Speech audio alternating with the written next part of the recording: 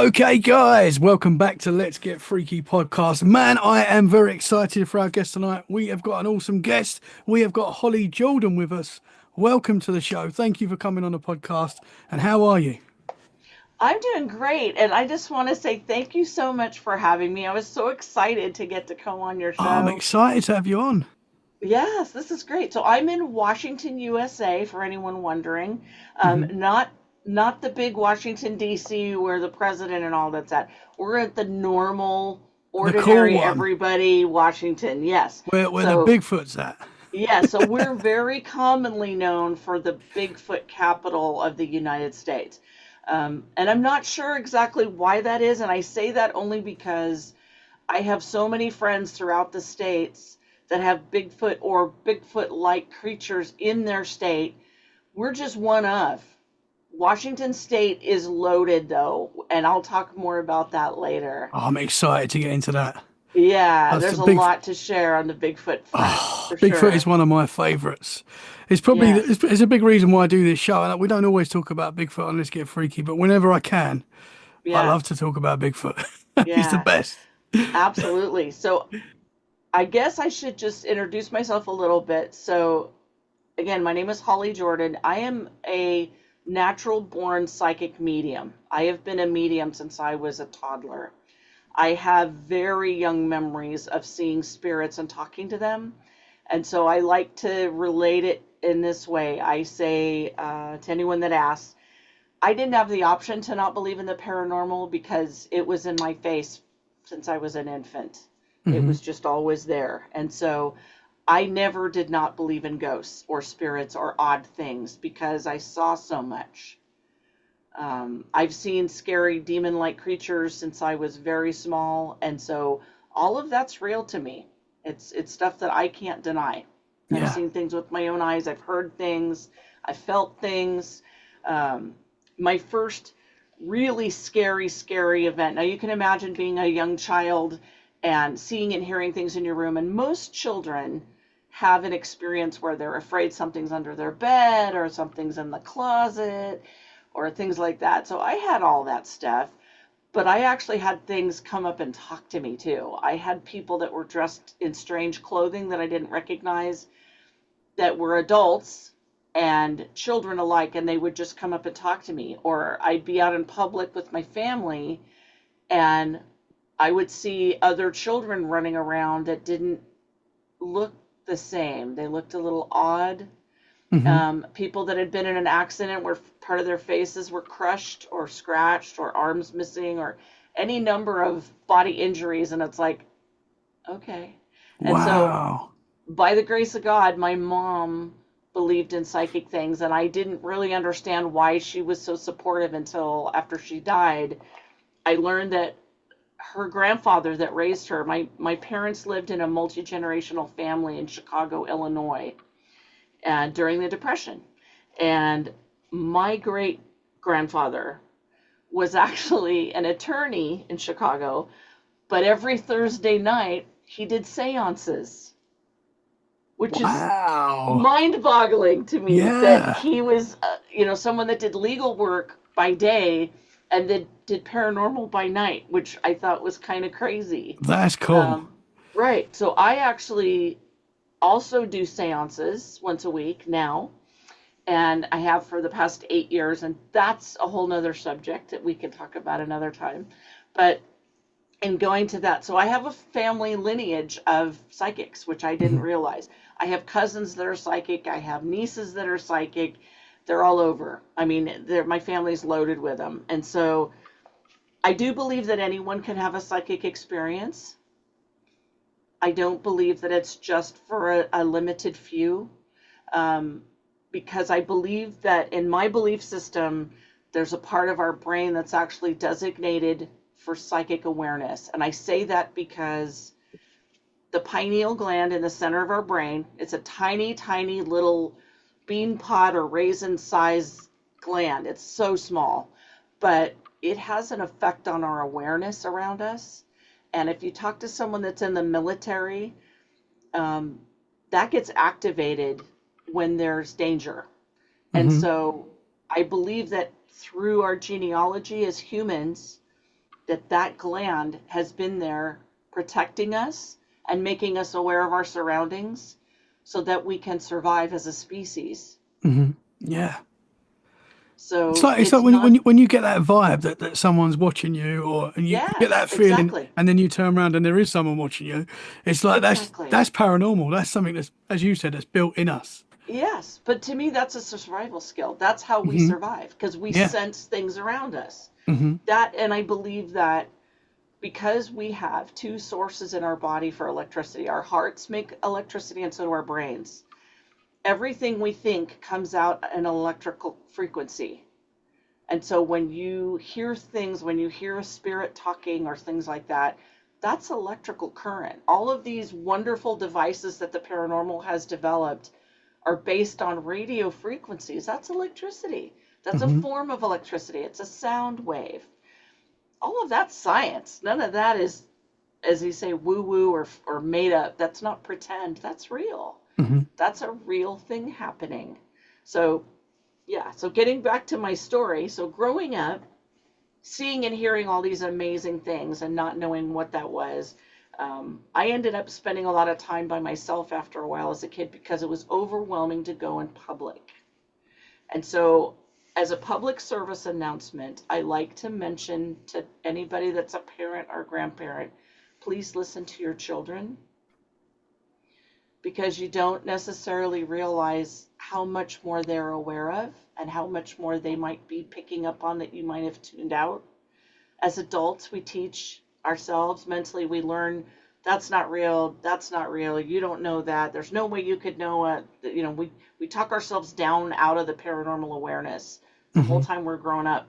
And then when we become interested in the paranormal, suddenly it's like magic again is real, right? Yeah. Yeah. Yeah. And so children, I believe, are very tuned in because we haven't brainwashed them yet to not be. Yeah. Yeah. So hundred I think, percent. yeah, And I it's think like it's pets important. as well. Like pets, Yes, you find your very much pets so. seem to Yes, react to stuff that doesn't seem to be there, and so it's just as you said, we've been dumbed down as you get older. You get told that it's right. not real, that you're not seeing that, and yeah, you either stick with that, and then you grow up into your adult life not believing in it, and as you say, the magic's gone. Well, But what's fascinating is when you have a paranormal experience as a human being, it's exciting because scary then sometimes. it's scary, but it's exciting that it could be real. Hmm. Because then we take that magic back that we lost when we were kids, that everything is possible. Hmm. So I love that. I think that's amazing. So one of the most scary things, I've had a couple really scary things happened. And one of them was when I was 13 or 14 years old. I was in the car with my mom, and it was a beautiful day. The sun was out, and we were in California at this time. Beautiful, sunny day, lots of blue sky, lovely environment, right? And we're sitting in a car, we're at a stoplight, and all of a sudden, as I'm sitting in the back seat, I started seeing this woman who was crying, weeping, and I could smell blood, and she was begging for her life. And I looked at my mom in the rearview mirror, and she's not making a sound, and I'm thinking, why do I see this? So I looked out the window. Nobody else is making a motion that they hear or see what I'm seeing. So I'm really startled, and I'm shocked. Why is this woman begging for her life, and where is she? Because I could see her in my mind's eye, but I was still looking at the car at the same time. So I was having two visual things happening to me at once, which was scary, Hmm. as you can imagine. And then I saw a man begging for his life, and then another man, and then a woman, and another woman. And so I'm looking around going, where are these people, and why am I seeing this? And I look to my left. Again, I'm looking outside the car trying to figure out where is this coming from, It looked like a movie in front of me. And I see this car to my left where there's a gentleman driving. And this is back in the 70s, and this was a car from the late 60s. I know that much. I know a little bit about car bodies, but it was a two-doored car, and I could see he had glasses because I could kind of see the back of his head and a little bit of the side. So he had black eyeglasses on, He had very short haircut and he had a white short sleeve shirt on, but like a men's dress shirt, okay? And I instantly knew he was the murderer. And Whoa. and I froze because I could see him from the front, which I couldn't physically see him, but in my mind I could see him. Mhm. And I watched him decapitate someone Man. with a wire. Now, at my age, I have to preface this and go back a minute. My extent of violent exposure in the early 70s was very small. My mom was very against violent TV and violent movies. I was not allowed to watch scary movies. I had seen Popeye cartoons at that time, and I had seen very minimal amounts of violence. I did not know at 13 that someone could cut their head off or cut Mhm. another person's head off. I'd never seen that or heard of it. So I was blown away. Why would anyone want to cut someone's head off? It made no sense to me. And then again, I see this blonde-haired woman, and she's chained to a wall and some device that's mounted on a wall I didn't understand. And I kept seeing these scenes over and over and over again, and I would close my eyes and cover my head, and I was just hoping it would go away, and it didn't go away. It stayed. And mind you, this is all at a stoplight. This is like bing, bing, bing, binging. All this imagery, all this motion picture thing was happening in real time while I'm sitting in the car with my mom. And so I wanted to cry. I wanted to get out of the car and run. I just was so overwhelmed with emotion and confusion and fear. And I kept staring at the back of this guy's head. And then it occurred to me, oh my God, what if he knows I'm staring at him and he knows why?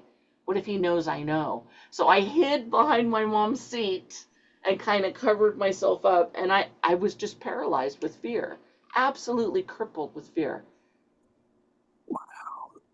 And so that was the first time I saw a murderer in action. Mhm. I had no idea that someone would want to murder like that.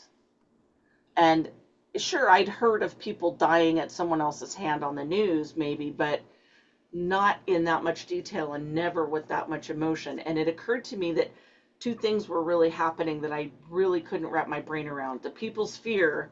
Why were they afraid for their lives? Why did they think the guy was going to kill him? Well, obviously he did.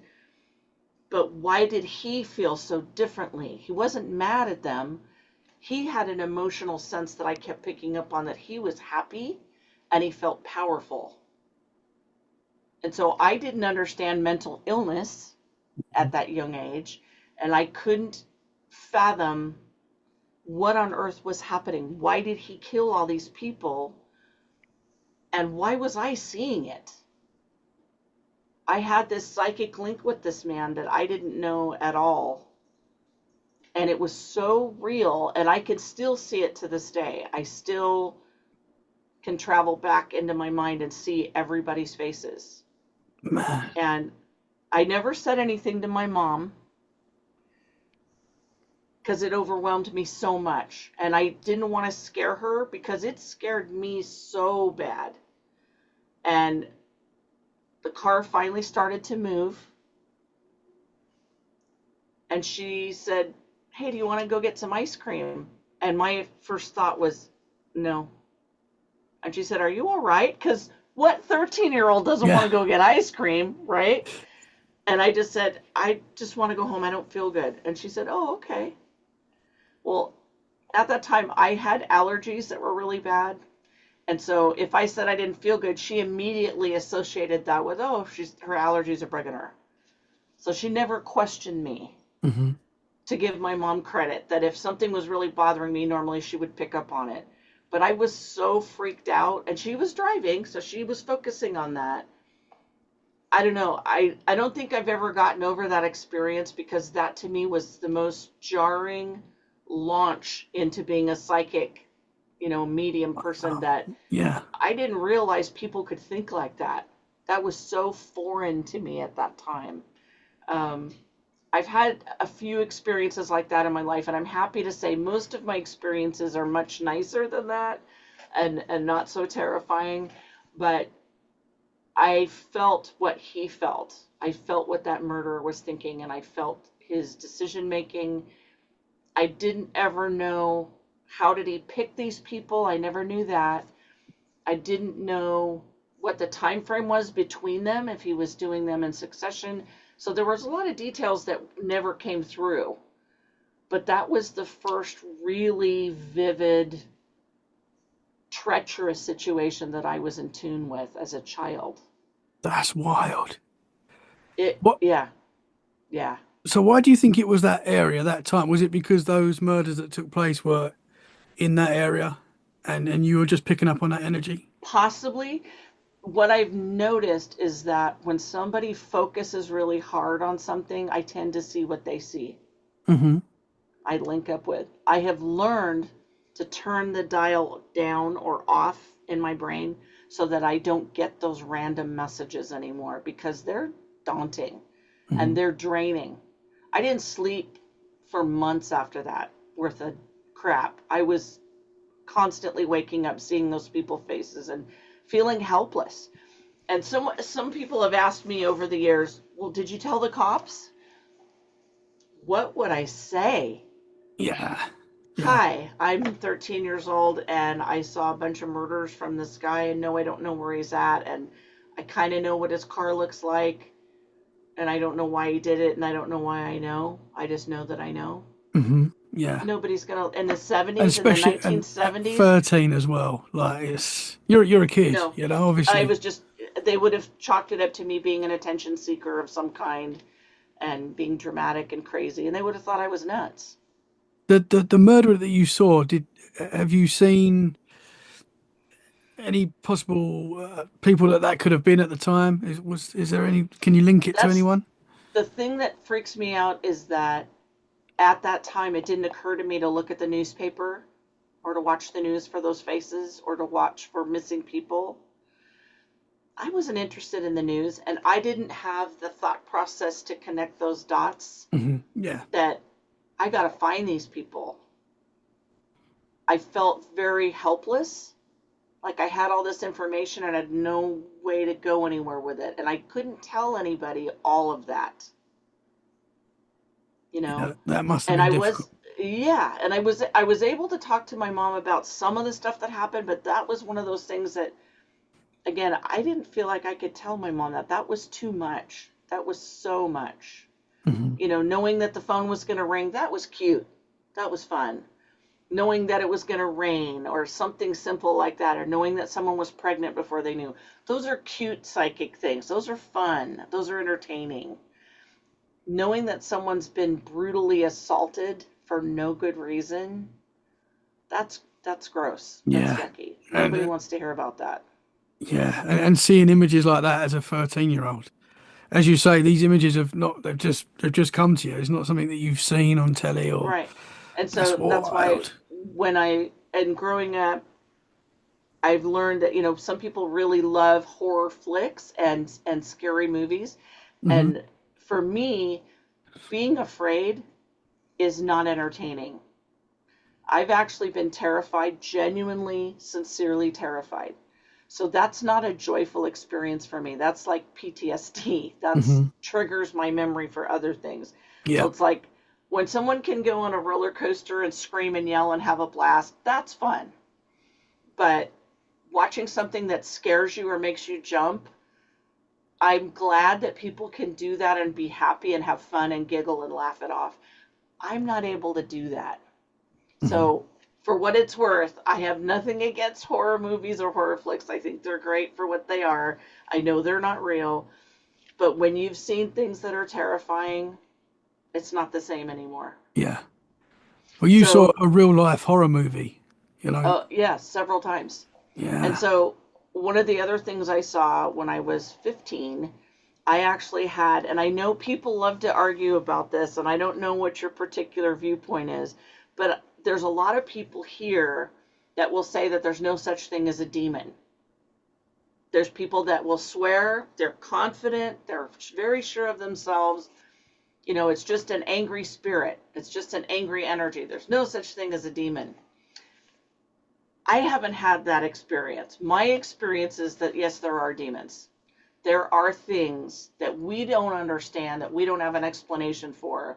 And take the Bible out of it, take religiosity out of it. Whatever they are, they're nasty boogers, and you don't want to deal with them. I had one come to my home, and they couldn't get in the room that I was in, but I could see it through the window. I had other creatures grab my head and pin me down.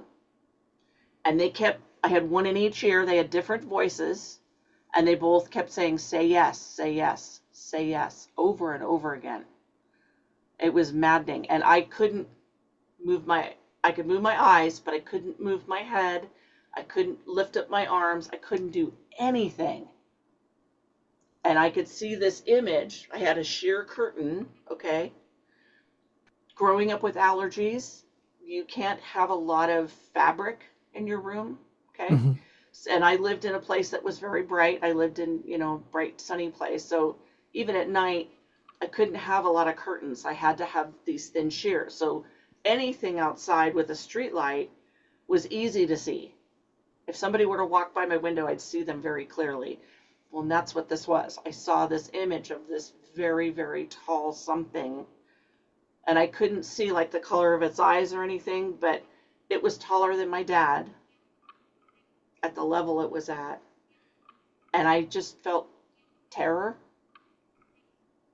I felt complete terror. I felt like if I said the word yes, I'd probably be dead. That its intention was to harm me. Oh my. And so I have seen other things in broad daylight since then. And my best example is if you go to a fairground or a carnival of some kind, when I go into areas out in the open in broad daylight, lots of people walking around, I will get a glimpse of somebody that has a possession, not in the sense you might think of, but something attached to them that's influencing them, a negative energy, let's say. I can actually see them attached to people. Man, can I ask you what that looks like? You sure can. So if you think of gargoyles, which I love gargoyles. The gargoyles that are on some of the most cherished and beautiful buildings in Paris and England and all over are so gentle by comparison. I mean, the hair's going on my arms. These creatures they have an energy that I can hardly put into words. It's a different frequency than what we work at. Everything is very piercing. Their skin coloring, their eyes are very deep set, and they're 90% of the time they have a solid black eye. They don't have cat's eyes or eyes like a snake. They have a solid black everything. It's a black center, everything's black. And they move like a living being would move. They'll look around behind people and peek, and then when they realize I can see them, then they stare at me, which is very intense. Very. How often would you see these? Anytime I go where there's a large crowd of people, I see at least one. At least one, if not more. So whatever these things are, very common. Really? Yeah. So when people say, possessions or, they have someone that has a possession or whatever, let me explain that in very basic terms.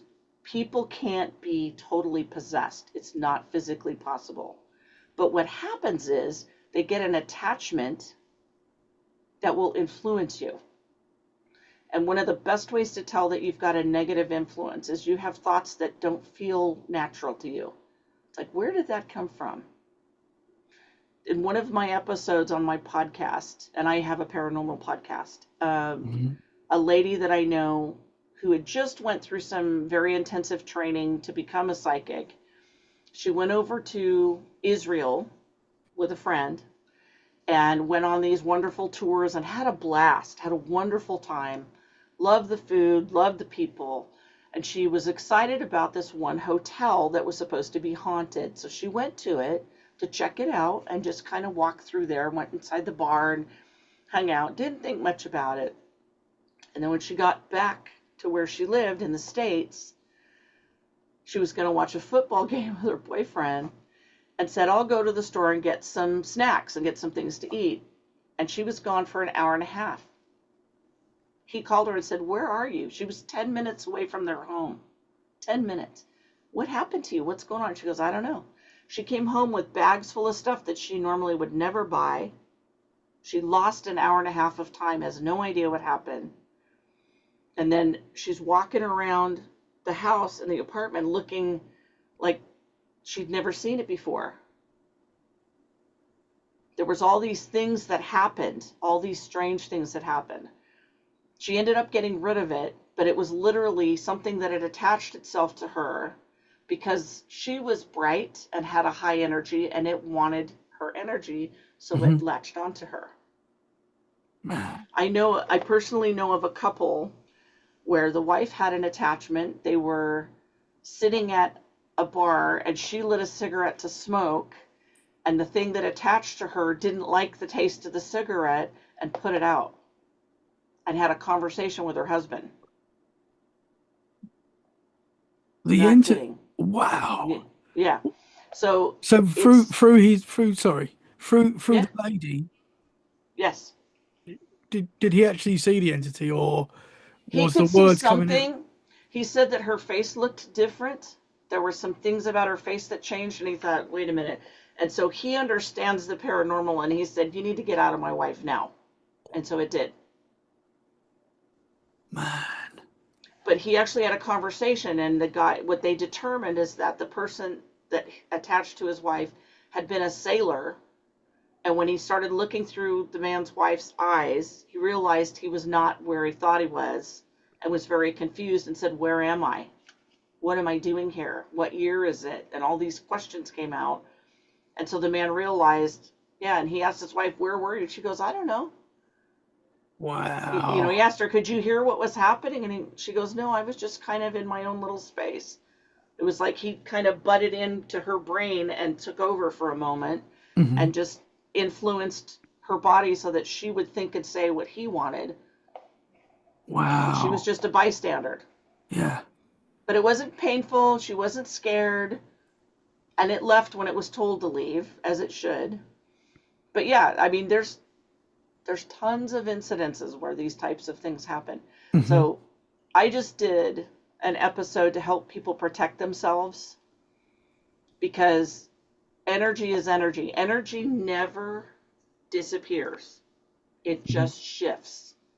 And so when people have something that scares them or something that's intimidating, you can control your energy space that you're in your home and in your body. There are ways to do that. I get asked it so often, Tommy, that I had to do an episode because people get scared, and rightfully so, just like I got scared. When there's things that we don't understand, the paranormal is fun and exciting, but it can also be frightening. Yeah, and dangerous. So we need to know what we can to deal with what we have to deal with. Yeah. It comes across. Yeah. I should have mentioned the name of your podcast before we Hollys Pandorium Podcast. Yes, sorry, Hollys. Yeah, you got it. Did I get it? Yeah, you did. I told good. you I'm bad Tommy, with names. No, you're good, Tommy. You're good. Yeah, I'm on YouTube. If you get YouTube, you can find it. Okay, awesome. And I have it on a couple radio stations, and Spotify has it, I think. I was trying to get it on Podbean, but I haven't done that yet. Well, we're not finished this episode yet, but I'll put the links in the show description so people can go there and find your show as well. Sure. So these entities, how do they always look the same, or are they different in how they look? No. So what I've learned is I've come up with my own nicknames for them. So some of them I call monkeys because they remind me of a monkey a little bit. They have small ears and smaller heads and very tiny bodies, and they often have a tail. And I love that old expression, I've got a monkey on my back. When people talk about addiction, like they're addicted to a drug or they're addicted to alcohol, and they say, I got this monkey on my back I can't get rid of. It kind of looks like it. It looks like a small monkey. It's very dark. And when I say it's dark, I mean like when you are outside at night, when there's a total absence of light, that's what the creatures remind me of. It's like light is absorbed right into them. They don't reflect anything. They don't cast a shadow. They're just darkness. They're just dark energy. And seeing them, some of the ones that are scarier, I'd have to say, have different shaped heads, or they're bigger heads, or they actually are like a full manifestation of a creature the size of a human that stands behind the person. Those are rare. Those really aren't very common. The monkey ones are very common, and normally I can tell right away, and I'll ask people, do you have a problem with your neck? Does your neck hurt? Do you feel like there's pressure in your neck? Because that's where they hang on. They will grab onto your neck, and it'll feel like they're grabbing onto your bones almost, because they don't want to let go. So these things range in size and power. Yes. So they're not all demons, but some of them possibly are Correct. demons. They're just a dark energy. See, that's the thing. It'd be great if we could make a chart and list them all. I don't know all the whys and wherefalls of them. I just know what I've seen and heard and felt. And when you have an attachment, whatever it is, it doesn't feel good. It doesn't feel positive. It doesn't, elevate your thinking. It doesn't make you smarter or wiser or more handsome or more funny. They're destructive, and their entire goal is to bring your energy to their frequency. And I must explain, it's like our energy that we have is valuable. Your positive thoughts, your positive thinking, your love for others is a power. It's a power of love. The energy that is involved with destructive thinking, when you're depressed, when you're angry, those are not a lesser energy. They're just a different frequency, but they're just as powerful. So it's really important that if you find yourself feeling negative thoughts all the time, if you're constantly going to a dark place in your mind, really take a look at that and examine that. Is that really you? Are you feeling that way? Is something really getting to you? Maybe you don't believe in God. Maybe you're agnostic and you don't think that there's anything, but you keep having these really negative thoughts, or you keep feeling defeated all the time and you're so down in the dumps. Get some help. Get your thinking right. It's not necessarily anything's attached to you, but if you discover that there's ways of dealing with it. It's not the end of the world. It's not going to take over your life, and you can get rid of it. And there's lots of ways to do that. There's lots of ways to do that. Did you say in some cases you can just tell these things to leave and they should follow suit? Yes. The important part is that, and I explain this in my episode, do not challenge them. Don't ever say to something you can't see or understand, you better do what I say or else. Don't do that. Don't do that. You claim your space appropriately and calmly, not challenging what it is. Just saying, that's not me. I don't want to hear that. I don't want to feel that. That's not where I want to be. And I would say, look into it. Don't just shoot your mouth off. Be careful that you're thinking about what you're doing and how you're doing it. But know that their goal is to bring you down. Their goal is to keep you thinking that the world is over, that your life isn't worth anything. It's their goal to keep you depressed. And when you're struggling and you need help, get it, because those things, that's how they live. They actually, and I should explain this, why do they do that? Why do they hook on to people? That's their Scooby snack. That's how they eat. They devour negative energy. It's how they survive. Yeah. So they are literally living off them. They don't eat food. They don't drink water. They don't absorb air like we do. They literally are energy beings.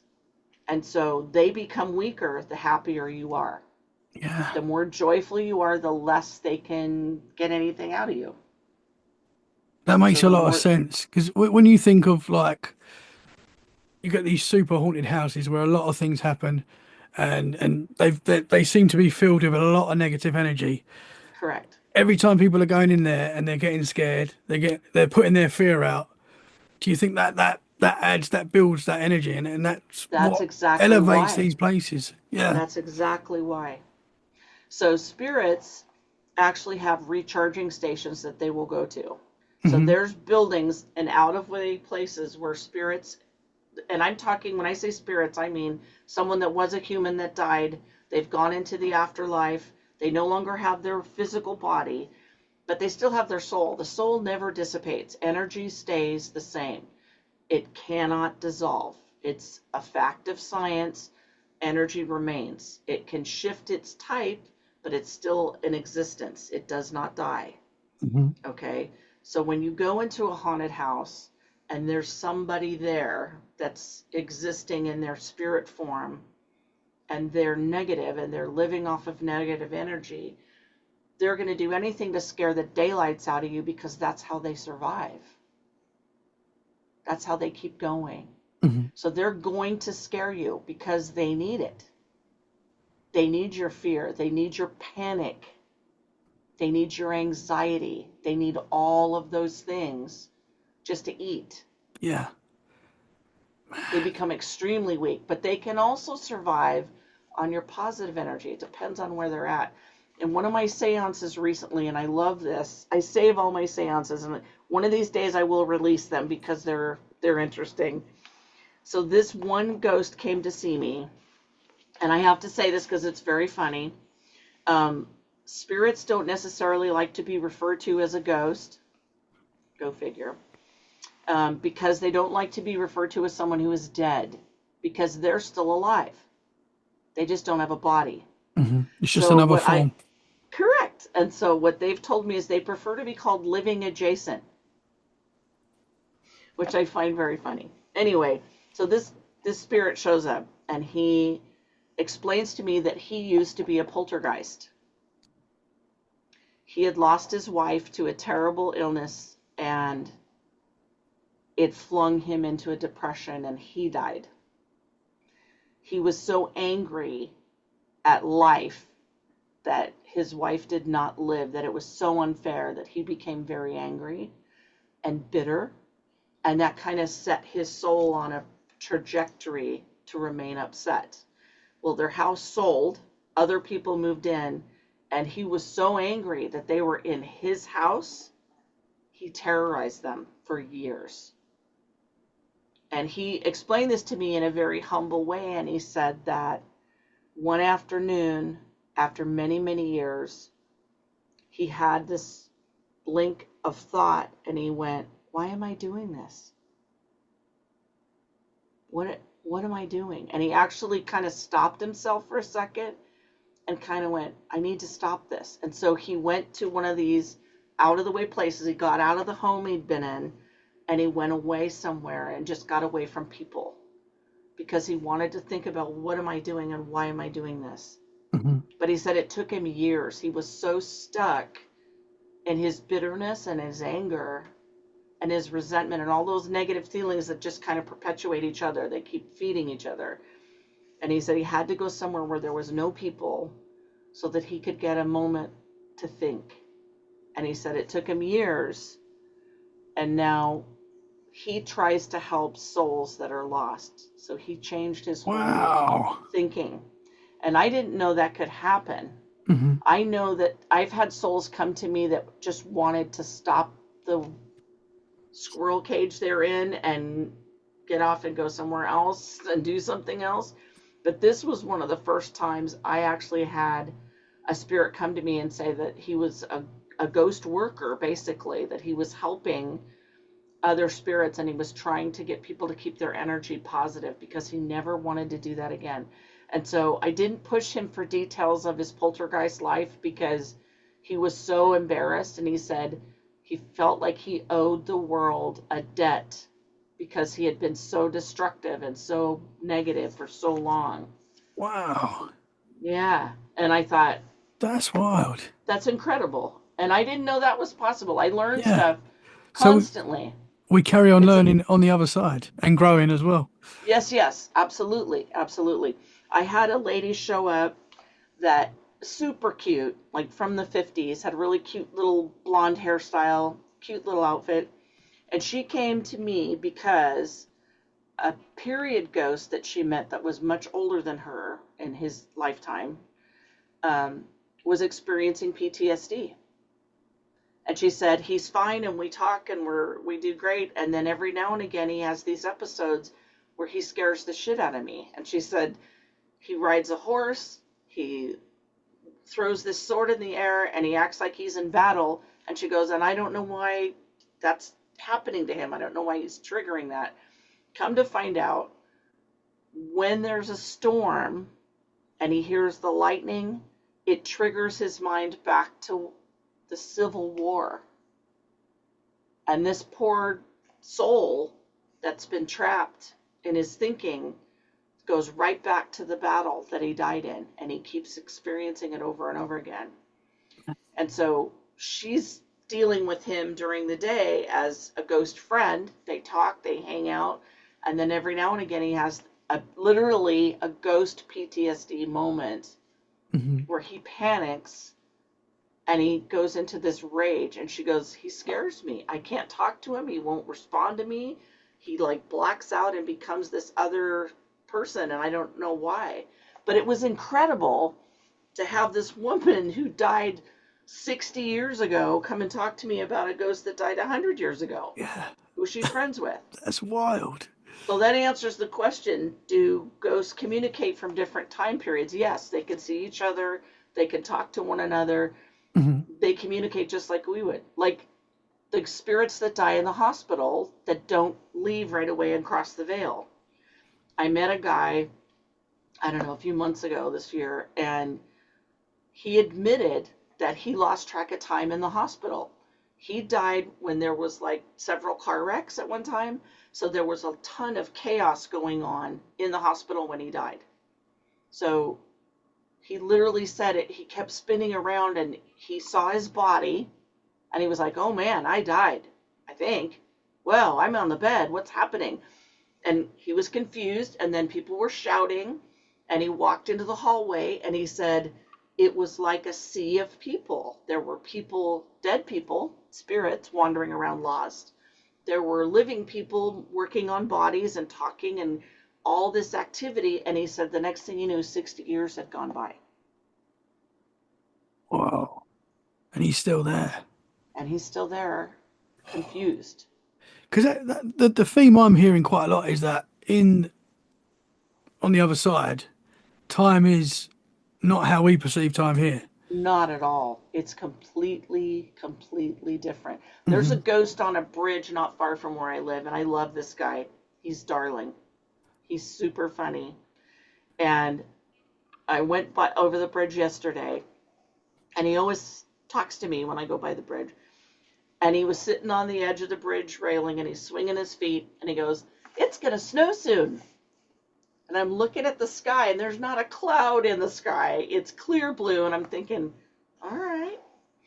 And then my husband and I were talking about it, and he goes, well, he's not perceiving time like you are. He probably knows it's coming maybe in a month, maybe in a week, but he knows it's coming. So he's sitting there excited, and he doesn't care that he's sitting there, and he'll watch the sun go up and down and people drive by. He doesn't care. Yeah. Because it's a different It's like time seems to be irrelevant on the other side. It means nothing. It means nothing. Yeah. The hardest part is when someone passes away and they have an acknowledgement that they want to see their family, and then they go back and the family's moved. That sucks. When they remember where they used to live. There was these two people that I have so many stories. I want them all. They're wonderful. They're so fun. So these two ladies were best friends in life. They grew up in the same neighborhood. They got married about the same time. They went to college at the same time. Same. Friends. And then one of them had gone somewhere, died in a car wreck. And one of her first thoughts after death is, I got to tell Susie, or whoever the lady's name was. And time had elapsed, and she didn't realize it, but her friend had also died. So the second person had died, went looking for the first person, and they missed each other for many, many years, kept going back, trying to find each other. Finally found each other, and they were ecstatic because they got to catch up. Well, when did you die? Well, where were you? I went looking for you. Well, I went here to find you, and then I got distracted and went there, and then I did this. They were like a couple of kids sitting in a movie theater that hadn't seen each other all summer, and they were catching up on what they'd been doing. They were hysterical. And they're just sitting there, yabba, yabba, yabba, talking away. And I loved it. And they were in no hurry to go to the rest of the afterlife because they were having fun. They were having a blast. That's wild. That's a wild thought that there's spirits out there running around. Yeah. But what I love sharing, the reason why I love sharing that stuff, Tommy, is because I want people to understand there's choices. When you die, you don't get a vacuum to hell or a vacuum to heaven. That's not how it works. You still have a brain, you still have your thoughts, and you still have choices. You don't have to go anywhere. You can stay right where you're at. That's why there's so many hauntings, first of all. People who want to leave, they don't have to. Mm-hmm. Just like, and I know some people have never heard this before, maybe you have. There's things called soul contracts. So there's a philosophy that when you are in heaven, let's say, or the afterlife, before you were born, you meet with different people that help you schedule what you're going to learn in your life upcoming. So basically, as a small soul or a child energy, you talk with these other beings and they help you figure out, well, what do you need to learn? What are you missing? What's missing from your life experience? What do you need to know about? Well, then we pick the family. We pick the mom and dad you're going to have. We pick the siblings. You talk. And so there's all these meetings to decide what you're going to go through. So when you die, okay, you've lived your soul contract. Well, you can live again. So like in India and certain other places in the world, if a child, 2, 3, 4 years old, says, I used to be Bob and I lived in Newark and my wife's name was blah, blah, blah, blah. Those families respect that and they go find the family and tell them, hey, I'm Bob, I was your grandfather, I was your husband, I'm okay, I've reincarnated into this person's body. They have no problem discussing that. In the United States, it's completely up in the air. You have people like me that are open to that, and then we have other people that are terrified at the thought of it. I think it makes sense because if we had souls left over, if there was an independent soul for every life, we'd be packed to the gills with energy. Mm-hmm. There's still a lot more people that are not in a body than are not. So when I tell people the spirit world is so much larger than the living world, you have no idea. Yeah. It's crammed. I've had this thing happen this year that I've never had before, where spirits are leaving in large amounts, and I'm not sure why, but every so often I will either have some extra helpers that will show up and people will leave, and when I say people, I mean souls, will leave in giant groups. Do you mean to go to the other side? They just leave in giant quantities. They just go. And I've been asked by several spirits, how come more people don't do what I do? Because I help people cross over all the time, but I also just listen. There's times that spirits, they don't want anything but to be heard. One of the first spirits that came here when I moved to this home that I'm in presently, she just wanted to tell me what she did when she was alive. And she had started her own little ministry of helping children get shoes.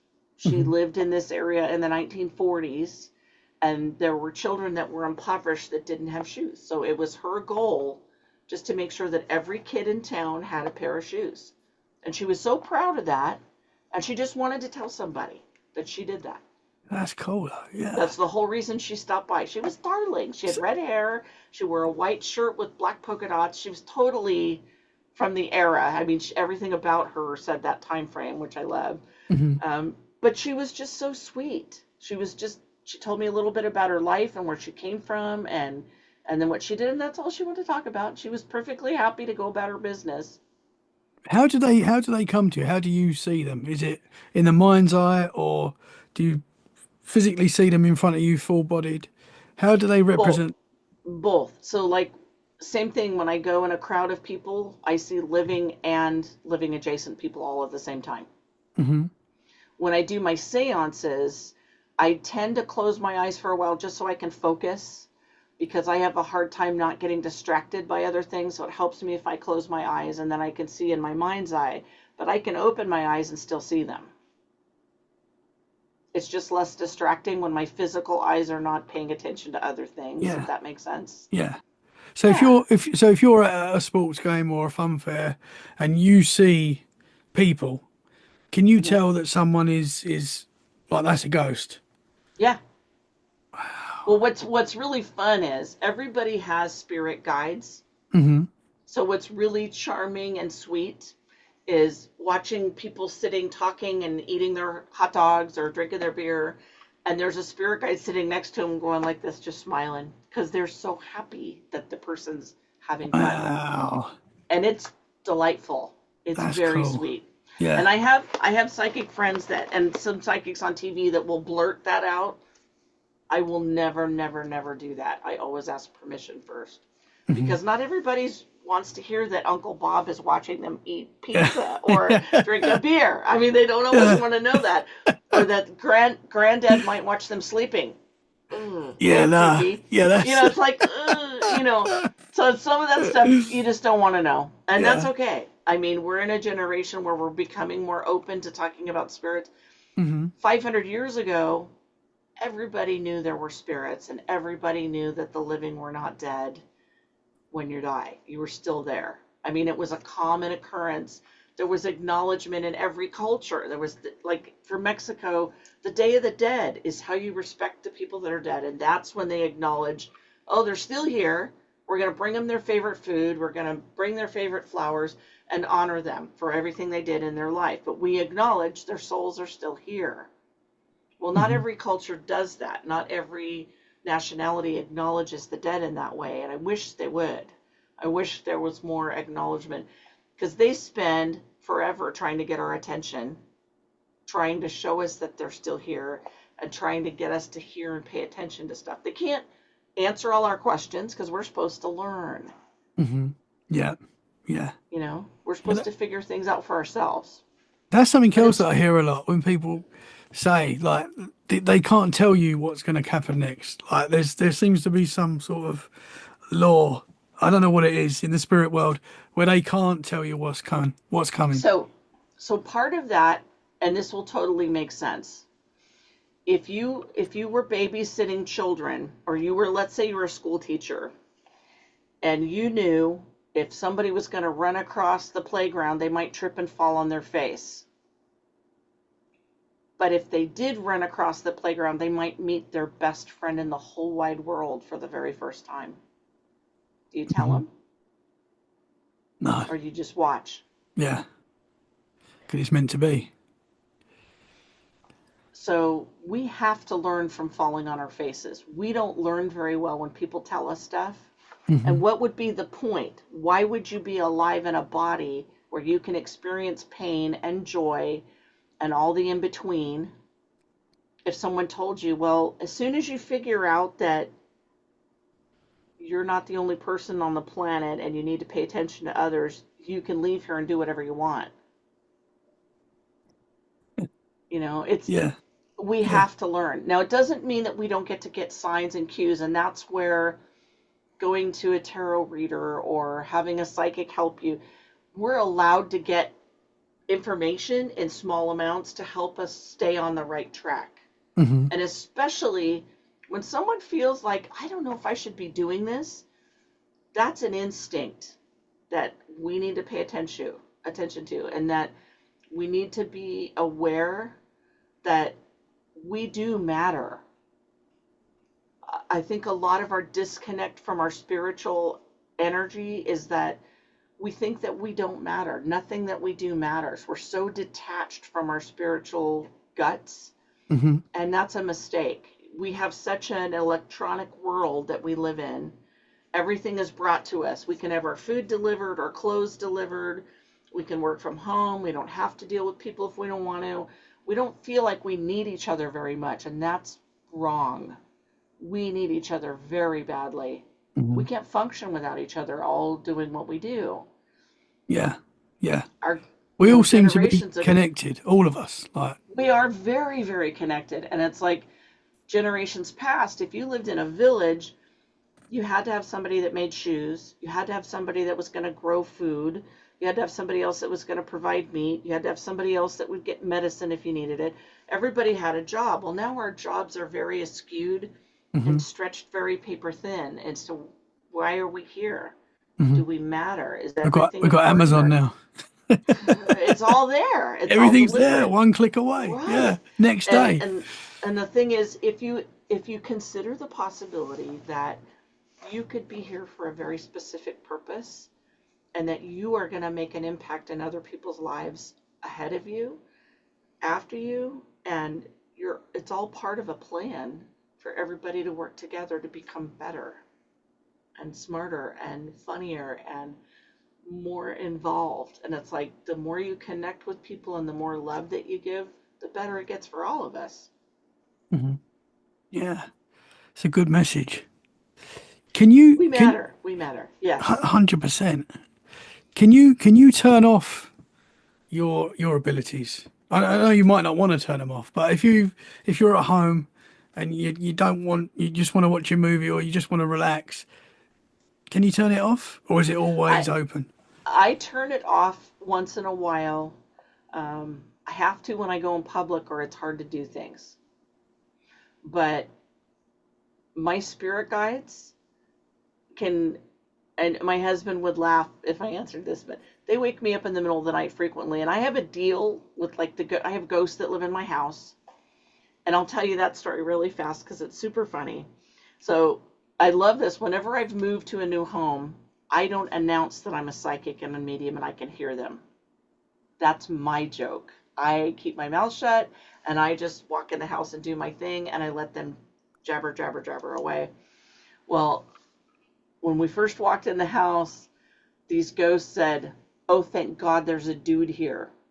So I live in a park that's for older people, 55 and older. And there's a lot of women here because women tend to outlive men. It's just a fact of nature. And so these guys were chatting and they said, if I see one more Hallmark movie, I'm going to scream.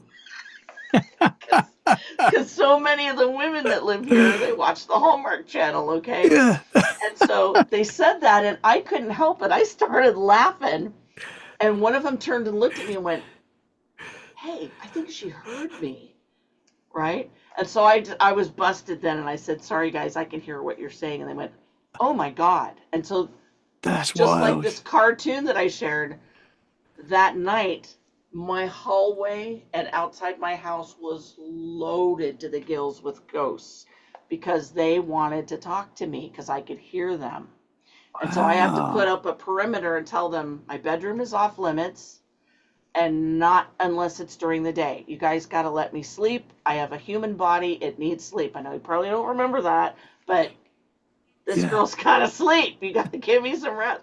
But there's a cartoon that I share on my psychic page frequently, and it's a little boy talking to one ghost, and the ghost says, "Oh my gosh, you can hear me." And he goes, "Yeah." And the next caption is the kid surrounded with ghosts. That happens to me frequently.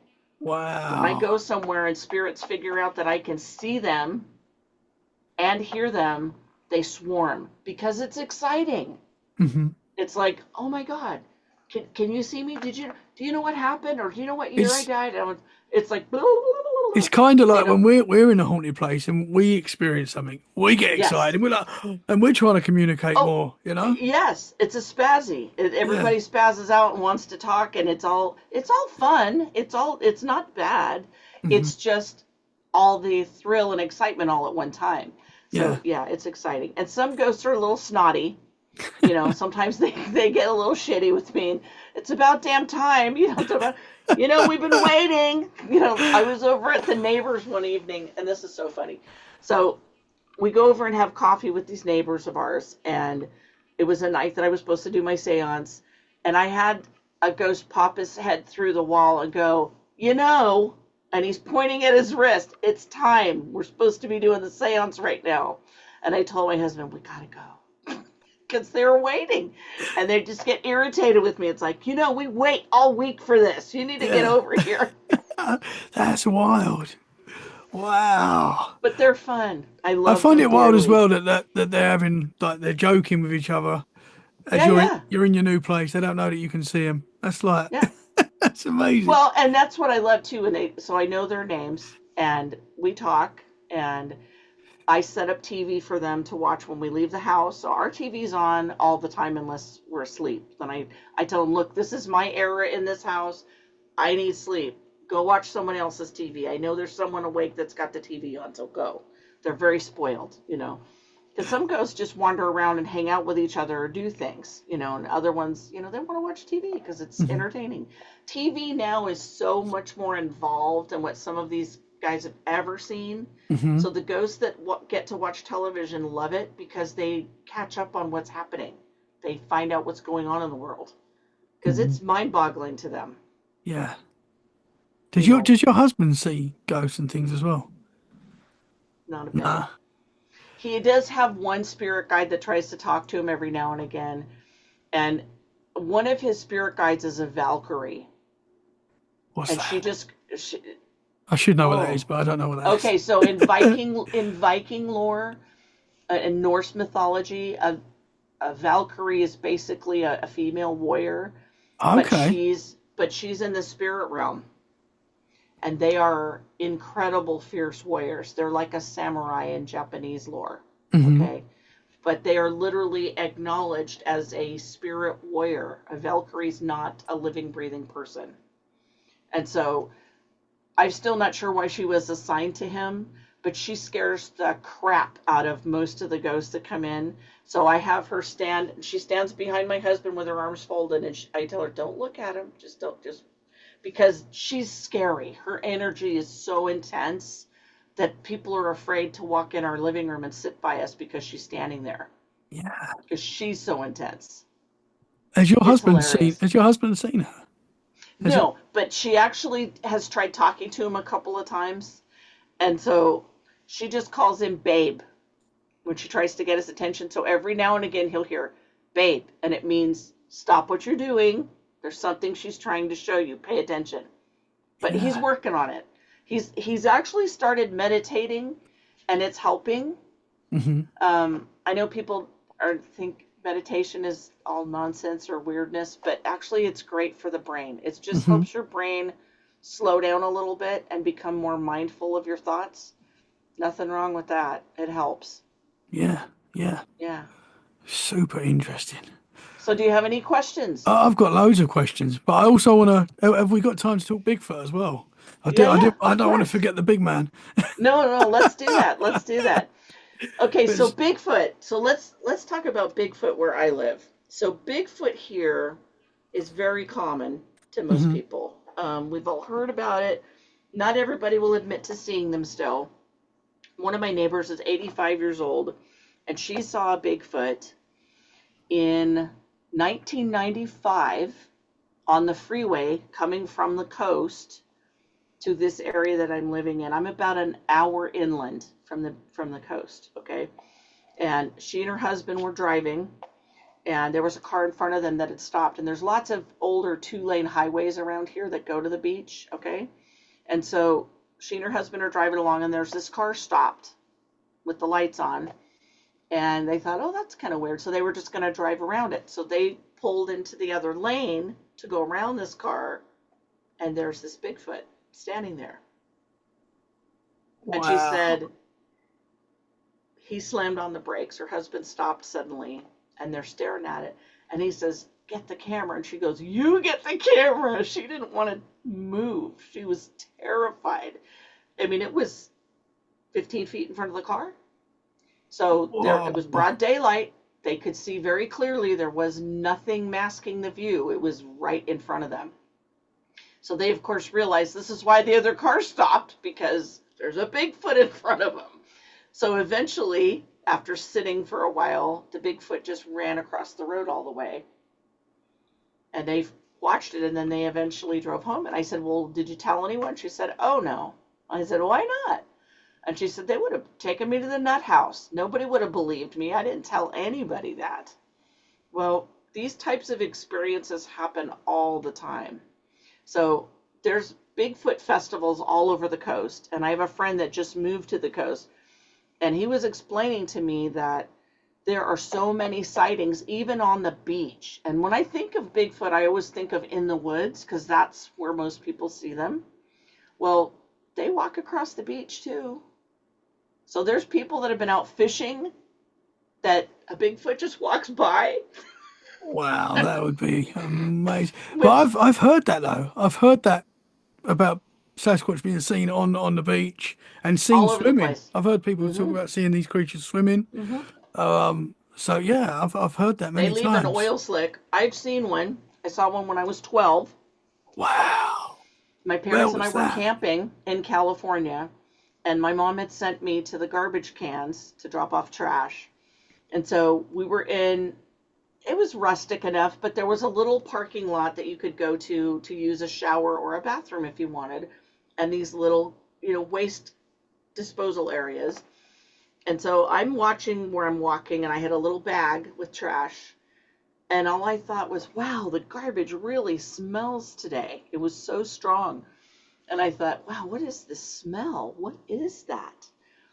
And I lifted my head up and looked, and across the parking lot was a second garbage can, small dumpster. And here's this Bigfoot staring at me. And I froze with my little garbage can, my bag. And I watched this monstrously large thing. And I was little. I think I was 8 years old. And so imagine something about, say, 15, 20 feet away. The garbage can came up to 4 feet. So I wasn't even 4 feet tall. I was shorter than the garbage can, okay, for perspective. I'm right behind the garbage can, and 20 feet away, this creature was another 4 feet above that. So it had to be at least 9 feet tall, at least. It was so monstrously big. And it was bent over, reaching in the other garbage can, taking things out. It didn't see me. And just for perspective, this would have been, the early 70s. I didn't have any music with headphones. I wasn't making any sounds. It noticed that I was watching it. It stopped. It turned and looked at me. And in my mind, clear as a bell, I heard, go home. I dropped the garbage because it scared me that it could talk to me like that. And I just froze. I kept smelling this incredible weird odor, and I saw this thing looking right at me, and the mouth didn't move, but I heard something. And I was thinking, I think it's this thing talking to me. Why is it, and so my brain's just going nuts, like, what is happening? And very calmly, again, it said, go home. Whoa. And it stood up all the way, and I thought, I'm going to go home now. Yeah. So I booked it back to the campground, and I told my mom, I saw this thing, and I don't know what, I was just, and so my dad, of course, went back to check it out and didn't see anything, but we never went back to that campground again. And so I don't know if they found footprints or what. They never told me, but we ended up leaving the next day, and we never went back. Wow. So, Wow. So you had a yeah. close-up interaction with them. Yes. And I can tell you that, was I scared? Yeah, because I didn't know what it was. Mm-hmm. But it's a little like, if you saw a unicorn for the first time, what does your brain do with that? I had never heard of Bigfoot. I didn't know there was such a thing. I Wow. had never heard about it. I'd never seen anything on it. So once again, I'm faced with this completely new information. Hmm. It's a living creature that's as big as a tree in my perception. It's huge. Hmm. Then I'm thinking, what is that? It's not a monkey. It's clearly not a monkey. What is that? My brain could not sort it out. My brain could not connect those dots. And so I just was overwhelmed for the longest time, but I can tell you I'll never forget that smell. Hmm. Never. Yeah. It was Wow. so powerful, but I will also never forget the sense that I had. There was so much power coming off of that thing. It was so strong. Hmm. It's like, when you meet someone who's very energetic, someone who's got a lot of energy and they're very happy and they're talking a lot, and you can feel a power coming off of them, that they have this really high energy. Take that and multiply it by 100. It was going through my bones and skin. It was like everything that this thing was coming out of it in waves. It was just so much power, so much intense energy. If you sit next to someone on a couch, let's say, and you're distracted by something, but you keep getting a sense of the person's body right there, being 20 feet away from something and feeling like it's right next to you, that intense feeling, but multiplied, it's hard to describe it. I'm doing my best to explain it, but Hmm. I'm not doing it justice, No, I you're swear. explaining it very well. Thank you. But it's like, it's in your skin. You feel it in your bones, in your muscles. Their existence is beyond our life. It's much more involved. I know of a gentleman that I interviewed a year ago who's been a Bigfoot researcher in the United States for many, many years. And his 4-year-old daughter pointed out a Bigfoot to him that was in the woods in front of them that was cloaked. So now there's a movie that came out that was one of the alien movies where the alien cloaks itself and Predator? becomes a. Is it the Predator? Yes. Yeah. Okay, the predator cloaking that it does, Hmm. that's what this Bigfoot had done right in front of this gentleman and his daughter. Wow. So he saw a Bigfoot, she saw a Bigfoot, and then she says, "What about that other one?" And they're looking, and he had the hardest time, and he had to hunch down and look at his daughter's perception.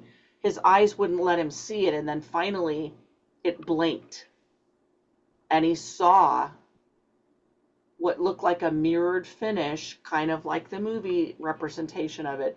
And he Hmm. said it scared him to the core that this thing could be in front of him and he wouldn't know it. It was Wow. so real. And I thought, okay, and then here's a kid who is playing his day, and she's going, look, it's right there. Hmm. Because she hadn't trained her brain to not see stuff like that. Yeah. Wow. I mean, I've seen some pretty cool videos, and it's very hard with videos, especially on social Yes. media and stuff. There's a lot of stuff out there, but I've seen some pretty cool videos that possibly are are a Bigfoot that's cloaking. Yeah. That's wild. So before we leave, I will give you the name of someone to get a hold of that will help you with a lot more information on Bigfoot that you will love. Yes, yes, There's some please. people that have been in the field for a long time, and there's people that have gotten a lot more information. One of the things that I love to share is when people say, how come we never get good pictures of Bigfoot? And I Hmm. have the answer to that, because we don't have their permission. You must have their permission to take their picture, or you will never get a good photograph. Interesting. They can affect our devices and our equipment without any effort whatsoever. Yeah, Because and that's been one of the biggest rebuttals that people yeah, have the that are, blurry pictures. Yeah. it's not real. Why can't we ever get a clear photo? Well, has it occurred to you that an omnipresent being might have the ability to do things that we don't have the technology to confound and understand? And it's like, Hmm. our technology is far inferior to what they are able to do with their physical bodies. Yeah, man. You But can't we go think yet. of them as primitive. I've still We got so think of, many questions for you. You can't. yeah, yeah. The paranormal is beyond normal. And I Hmm. love that it's not, para doesn't mean less, it's aside from the norm. And so if we Hmm. think of things that it's still very real, it's normal, just not our normal. So it's Yeah, paranormal. yeah. And Yeah. we might not fully understand it yet, but we're Right. learning. We're getting there. But I'm Can, so glad. I'm so glad because I think that we'll have better lives when we start believing that there's things that are beyond our understanding. mhm. If you can start to open your mind that there's things outside of what you can touch and see and smell, your five senses that you're so comfortable with, that you trust so much, it's like the truth is, you won't sit your butt in a chair unless you have faith that that chair will hold your butt. So Mhm. where your thoughts are, so your mind will go. If you can be expansive a little bit and think that maybe there's other stuff, you'll see a whole lot of things. 100%. Before you go, because Yeah. your Bigfoot encounter, the one that you saw, Yeah. can you remember what the face looked like? Yes. So the one that I saw had reddish brown hair and it was longer. Um, it did have more just skin around its eyes, not so much hair. It was like, it's not like the hair went right up to the bottom of the eyeball. There was a little bit of skin. It had a fairly defined nose, and it did not look like a monkey's nose at all. It looked more like a human nose to me. It had, you know, regular skin on its lips. Um, and I could see the chest was very defined. It had a very muscular body. Like it had big chest bones, and I could tell it would look like a man's body. I didn't see any genitalia whatsoever, but it just seemed like it was male in the stance, and the voice that I heard in my head sounded male to me. But like Interesting. biceps were noticeable. I didn't notice much definition in the forearms. The hands that were digging in the garbage that I saw moving were insanely large. And the skin was, clear. I could see skin on the inside of the palm, but hair was hanging off of everywhere else. I mean, it was just super hairy. Um, and it Right. was the coloring of, and I have to say, the coloring reminded me of tree bark in a way. Hmm. So there were different shades of brown and red. And see, in the area that I was in was part of the California redwoods. So a lot of the bark is brown and amber and brown and red. And so there's all these levels of colors in that part of the spectrum. So I could see where he could have walked right by trees and you would never notice him except for the motion Hmm. because he kind of blended in the surroundings quite a bit. He didn't stand out. How wide would you say he was? Oh, Jesus, probably 4 or 5 feet wide. He was massive. So these dumpsters, I'm sure everybody's seen them. They're not the big dumpsters. They're ones that, like, at a business or, you know, they're probably 10 feet across. He was at least 4.5 feet across. He was wide, wide. He was a big creature. He was not 2 feet like a person. Hmm.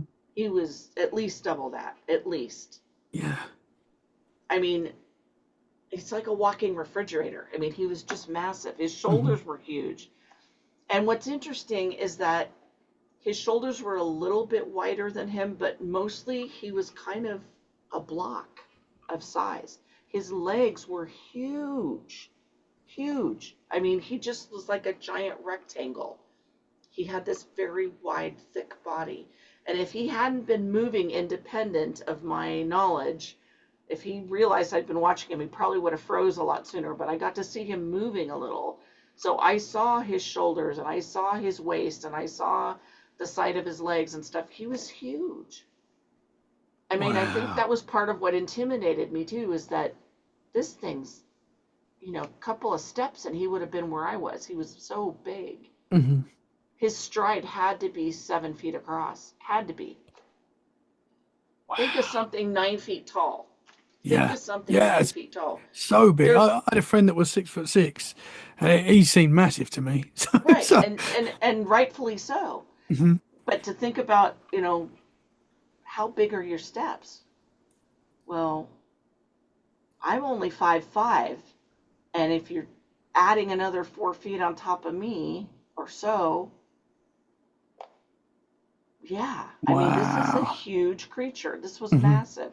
Yeah. Now, I have friends that have seen Bigfoot in different areas of the country, and they've seen different sizes.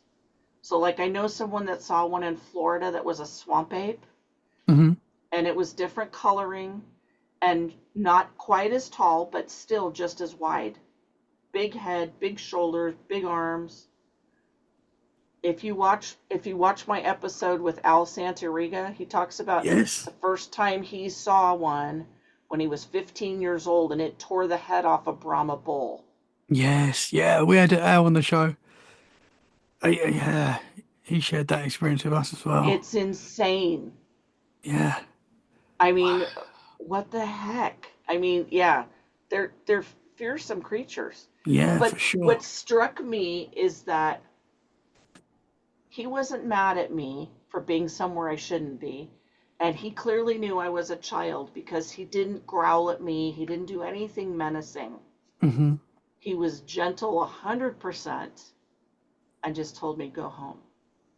Wow. And that mind speakers, that's something you hear a lot.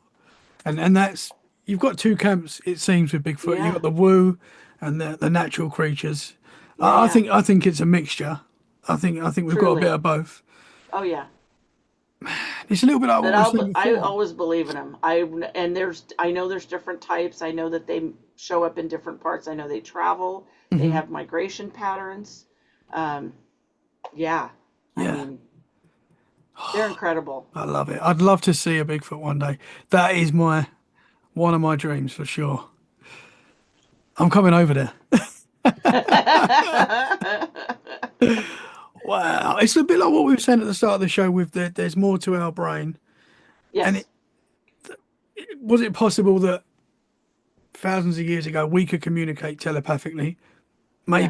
Maybe Yeah. when now we've just it's a different world, Turned it obviously. off. We've Yeah, turned it off. maybe It's not one day it'll possible. it'll be turned back on. Maybe they're Right. talking about it in the future. Elon Musk is talking about us communicating that way in the future, which is quite scary, I think. But who knows? Yeah. But it's so Yeah. interesting. Holly, I've loved talking to you tonight. Thank you so much. Thank you. I've I loved feel talking with you too, Tommy. This was a blast. you'll have to come back on and talk more. I feel like there's a lot Sure. more we can talk about. Yes, But for sure. thank you so much. Can you tell the Yeah. listeners where they can find you and your show? Absolutely. Hollys Pandorium you can find on YouTube, on Spotify. You can also find me on Facebook. But I'd say YouTube's probably the easiest. I've got about 40 or so videos out. I've only had my podcast a year. And if you have questions or you just want to reach out to me, you can find me under Holly Jordan Psychic Medium on Facebook, and I'll answer questions. Just shoot me a message. Just be patient because I don't do psychic stuff 24/7. I can't. I have other stuff that I do. So yeah, but I'm happy to answer questions, and I love talking about the paranormal. So hit me up if you got a question. Awesome. Well, Yeah. I would love to get you back on the show. Feel like Sure. there's more we can talk about. And yeah, thank you Yeah. so much. The links will be in the show description so people can find you easily. Awesome. Guys, we will be back very soon for more freaky conversations. Hope you enjoyed the Woohoo! episode tonight. Make sure you check out I forgot the name of the podcast again. I'm so sorry. Holly's Pandorium. I'm so bad with names. That's all right. It's okay. Make sure you check out Holly's Pandorium Podcast. Give her 5 stars and Yes. yeah, subscribe and all that. And yeah, Yeah. just thank you so much. Come back soon. You bet. Thank you Keep so it much for having freaky. me. And bye for now, everyone. Thank you very much.